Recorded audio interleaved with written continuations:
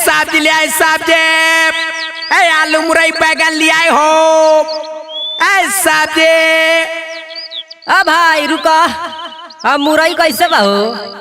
कौन है? 100 रुपया। 100 रुपया? कल 20 रुपया रहे, आज 100 रुपया हो गए। 100 रुपया ले बता लो न तो जा। आलू ले लो, आलू। परवल।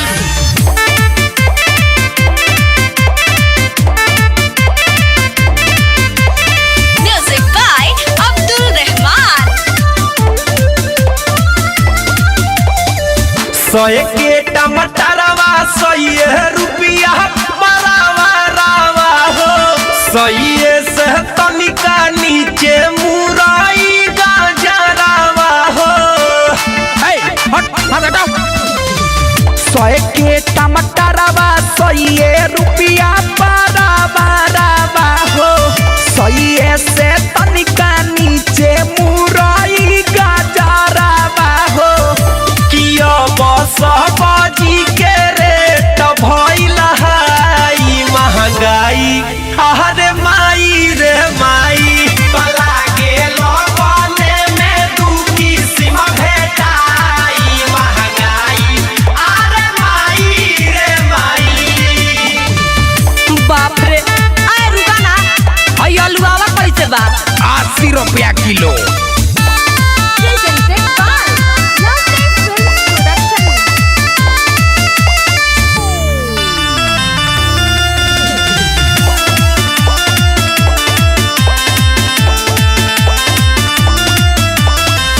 जे तना कमीनी बाना वो तना बखरा छा।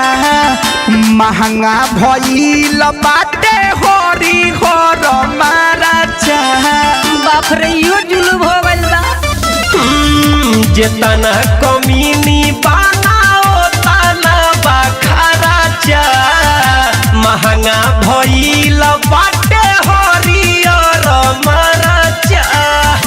किया बहलू भी लेता बड़ाई महंगाई। अरे माई रे माई, गइल सोयाबीन से मुहावा छिलाई महंगाई।